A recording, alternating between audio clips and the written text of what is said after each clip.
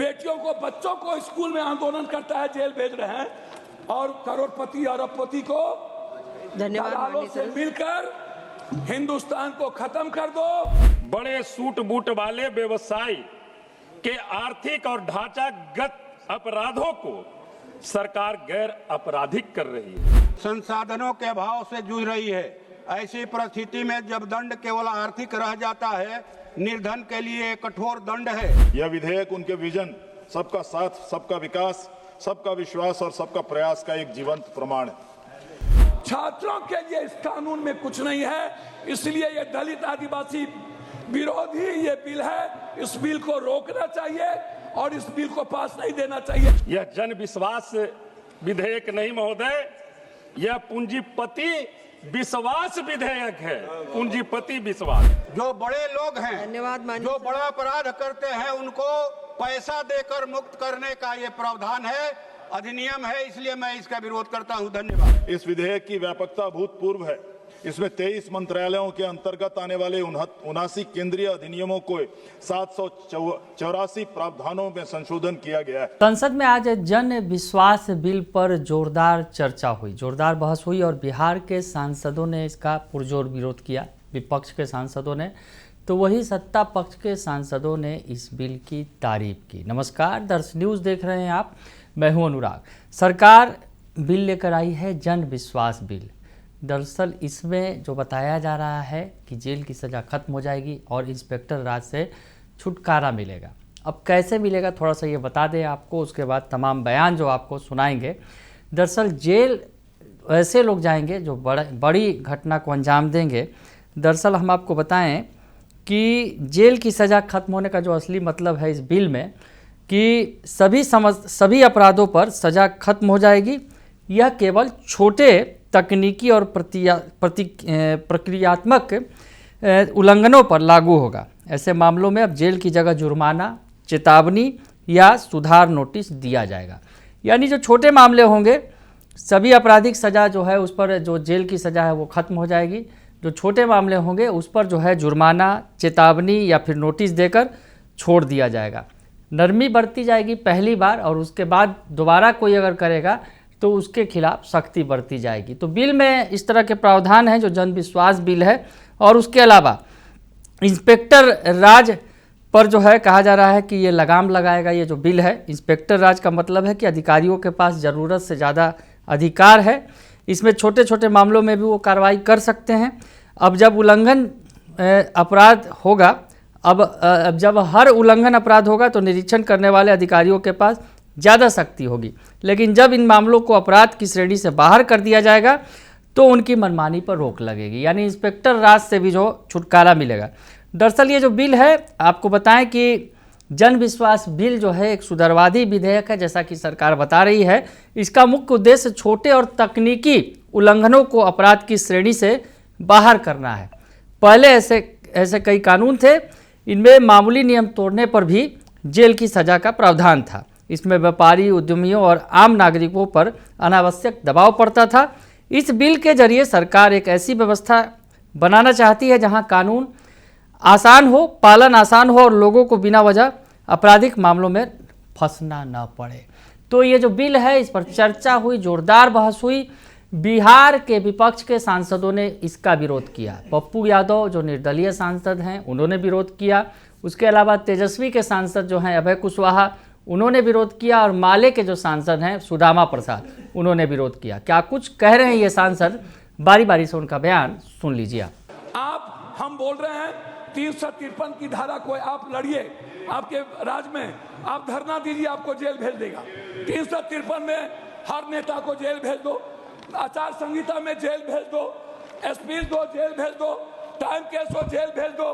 तो विधायक, जब हम लोगों को 353 में आप जेल भेज रहे हैं, बेटियों को, बच्चों को स्कूल में आंदोलन करता है, जेल भेज रहे हैं, और करोड़पति अरबपति को दलालों से मिलकर हिंदुस्तान को खत्म कर दो और पूंजीपति और उद्योगपति की सरकार मन में चलाओ। नकली दवा की आजादी कर दो, डॉक्टर को नकली दवा लिखने की आजादी कर दो, पूरा अधिकार उद्योगपति को दो।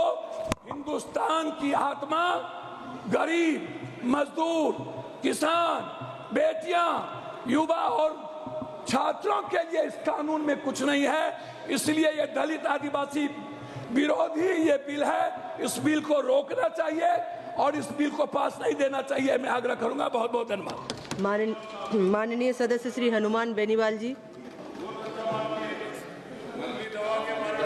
महोदय, यह विधेयक इस सरकार के दोहरे चरित्र और उसकी कारपोरेट परस्त मानसिकता का जीता जागता प्रमाण है। और महोदय, माननीय मंत्री श्री जितिन प्रसाद जी कहते हैं कि यह बिल बिजनेस को सरल करने के लिए है। मैं पूछना चाहता हूं, यह बिजनेस को सरल करना किसके लिए चाहते हैं? महोदय, जब पर्यावरण, श्रम और सुरक्षा कानूनों के उल्लंघन को गैर आपराधिक बनाया जाएगा तो इसका सीधा मतलब है कि बड़े उद्योगपति अब बेखौफ होकर नियम तोड़ेंगे।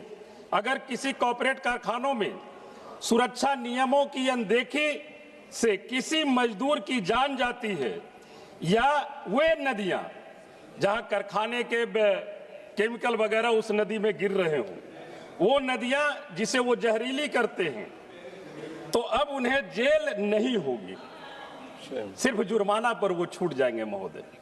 महोदय, मैं एक बात जरूर कहना चाहता हूं। एक तरफ गरीब जो किसान हैं, ट्रैक्टर, केसीसी, छोटा छोटा लोन जब वो चुका नहीं पाते हैं तो उसे जेल में डाल दिया जाता है, यहां तक कि कुर्की जब्ती तक के भी कर दिया जाता है महोदय। लेकिन बड़े सूट बूट वाले व्यवसायी के आर्थिक और ढांचागत अपराधों को सरकार गैर आपराधिक कर रही है। यह जन विश्वास विधेयक नहीं महोदय, यह पूंजीपति विश्वास विधेयक है।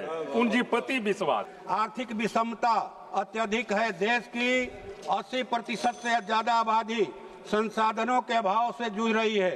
ऐसी परिस्थिति में जब दंड केवल आर्थिक रह जाता है, निर्धन के लिए कठोर दंड है, समृद्ध वर्ग के लिए यह एक सरल विकल्प है। क्या यह विधेयक सामान्य न्याय की मूल भावना को प्रभावित नहीं करता? महोदया, अब जो है ये कहा जा रहा है कि कोई एक सेकंड महोदया, कि कोई किसी किसान के खेत में किसी की बकरी पड़ जाए, गाय चर ले, तो उसको पहले सजा का प्रावधान था। तो ऐसे मामूली गलती करने वाले लोगों की आड़ में ऐसे लोगों को सामने रख करके जो बड़े लोग हैं, जो बड़ा अपराध करते हैं, उनको पैसा देकर मुक्त करने का ये प्रावधान है, अधिनियम है। इसलिए मैं इसका विरोध करता हूं। धन्यवाद। तो सुना आपने कि पप्पू यादव हों, चाहे तेजस्वी के सांसद हों या फिर माले के सांसद हों, तमाम सांसदों ने इसका विरोध किया और कहा कि इसका जो है गलत इस्तेमाल किया जाएगा। इसका फ़ायदा जो है पूंजीपति लोग हैं वो उठाएंगे और गरीब जो छात्र हैं या किसान हैं या नौजवान हैं उनको कोई फ़ायदा मिलने वाला नहीं है, वो कहते नजर आए। लेकिन दूसरी तरफ बिहार के सांसद जो सत्ता पक्ष के सांसद हैं, नीतीश कुमार की पार्टी के सांसद देवेश चंद्र ठाकुर, उन्होंने कहा कि ये बिल जो है काफ़ी अच्छा बिल है, इससे जो है कानूनों में सुधार होगा। उन्होंने बड़ा कदम बताया। क्या कह रहे हैं देवेश चंद्र ठाकुर, उनका बयान भी सुन लीजिए आप। सबसे पहले मैं यशस्वी प्रधानमंत्री श्री नरेंद्र मोदी जी का हृदय से अभिनंदन करता हूं। उन्होंने देश के शासन तंत्र को शक और संदेह की बेड़ियों से मुक्त कर विश्वास और भरोसा के जरिए विकास की धुरी को स्थापित किया है। यह विधेयक उनके विजन सबका साथ, सबका विकास, सबका विश्वास और सबका प्रयास का एक जीवंत प्रमाण है। पूर्ववर्ती सरकारों के कार्यकाल में देश के लोग पॉलिसी पैरालिसिस और इंस्पेक्टर राज के साये में जी रहे थे, जहां साधारण तकनीकी गलतियों पर भी जेल का प्रावधान था। यह औपनिवेशिक मानसिकता से प्रभावित कानूनों की विरासत थी जो नागरिकों को भय एवं नियंत्रण में रखने के लिए बनाई गई थी। लेकिन हमारी सरकार ने रिफॉर्म, परफॉर्म और ट्रांसफॉर्म के दर्शन के साथ अब तक 1500 से अधिक अप्रचलित कानूनों को समाप्त किया है और शासन को विश्वास का धुरी पर स्थापित किया है। अध्यक्ष महोदय, इस विधेयक की व्यापकता अभूतपूर्व है। इसमें 23 मंत्रालयों के अंतर्गत आने वाले 79 केंद्रीय अधिनियमों को 784 प्रावधानों में संशोधन किया गया है। इनमें से 717 प्रावधानों को पूरी तरह से डीक्रिमिनलाइज कर दिया गया है, जबकि 67 प्रावधानों को नागरिकों की सुविधा बढ़ाने के लिए बदला गया है।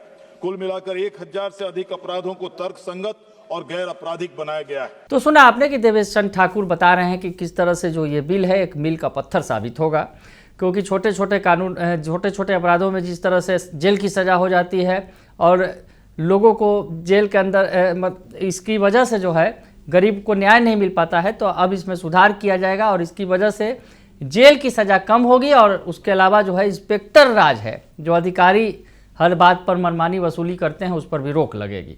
तो ये बात जो है निकलकर सामने आई है, गर्मा गर्म बहस हुई है, तो सरकार ये बिल लेकर आ रही है। बने रहिए दर्श न्यूज़ के साथ, तमाम खबरों से आपको अपडेट रखेंगे। फिलहाल के लिए इतना ही, धन्यवाद।